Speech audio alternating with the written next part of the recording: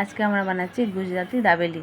তার জন্য একটা প্যানের মধ্যে কিছু তেল, হলুদ গুঁড়ো, কাশ্মীরি লঙ্কার গুঁড়ো, নুন, জিরে পাউডার, ধনে পাউডার, গরম মশলা দিয়ে সামান্য একটু মিক্স করে নিন। তার মধ্যে বয়েল করা ম্যাশ দিয়ে আলু দিয়ে মিক্স করে সামান্য একটু জল দিন।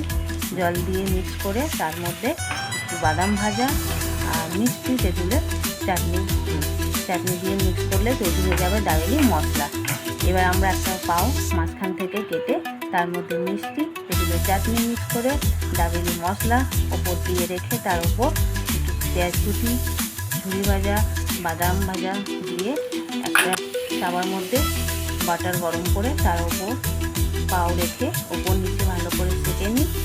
তারপর ঝুড়ি ভাজা, পেঁয়াজ কুচি, ধনে পাতা, বাদাম দিয়ে ওপর নিচে পাল্টে লাগিয়ে নিই। তারপর সার্ভ করুন গুজরাটি দাবেলি।